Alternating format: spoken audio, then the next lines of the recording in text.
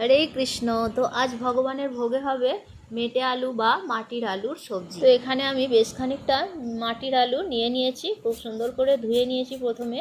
তারপর বেশ একটু মোটা করে খোলাগুলো বাদ দিয়ে দিতে হবে, আর এইভাবে করে ছাড়িয়ে নিয়ে আমি ছোট ছোট পিস বানিয়ে নেব এবং আবারও খুব সুন্দর করে এগুলো ধুয়ে রেডি করে নিতে হবে।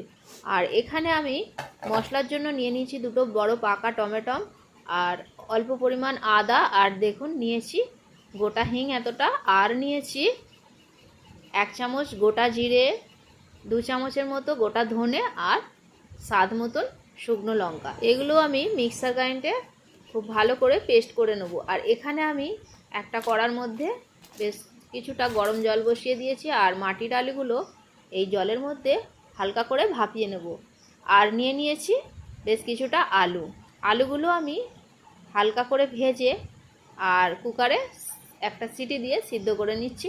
আর এখানে মাটির আলুগুলো ভাপানো হয়ে গেছে, জল ছেঁকে নিয়েছি, আর কড়ার মধ্যে তেল দিয়ে খুব সুন্দর করে মাটির আলুগুলো ভেজে নেব। তো মাটির আলুগুলো ভাজা হয়ে গেছে, এবারে ওই কড়ার মধ্যেই আমি অল্প পরিমাণ সাদা তেল দিয়ে নিয়েছি, আর দিয়ে দেবো এতে একটু গোটা গরম মশলার ফোড়ন আর বেশ কিছুটা কারি পাতা। এই ফোড়নটা বেশ ভাজা হয়ে গেলে এর মধ্যে আগে থেকে যে মশলার পেস্টটা বানিয়ে রেখেছিলাম দিয়ে দেব। তো মশলার পেস্টটা এর মধ্যে দিয়ে দিয়েছি, আর দিয়ে দেব প্রয়োজন মতন হলুদ আর অল্প পরিমাণ একটু চিনি। তো মশলাটা অনেকটাই ভাজা হয়ে গেছে, এখন এর মধ্যে দিয়ে দেবো বেশ কিছুটা সুইটকর্নগুলো দিয়েও হালকা করে নাড়াচাড়া করে নেব। এবারে এর মধ্যে দিয়ে দেব প্রয়োজন মতন গরম জল।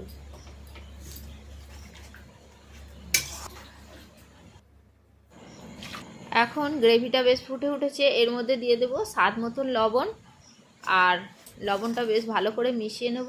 আর আগে থেকে ভেজে রাখা যে মাটির আলুগুলো দিয়ে দেব।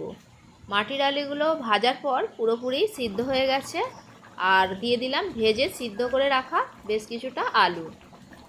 আর ফুটে উঠলে সবশেষে দিয়ে দেব 1 চামচ গাওয়া ঘি। ব্যাস রেডি হয়ে গেল মাটির আলুর সবজি। এখন ভগবানকে গরম অন্নর সাথে ভোগ নিবেদন করব।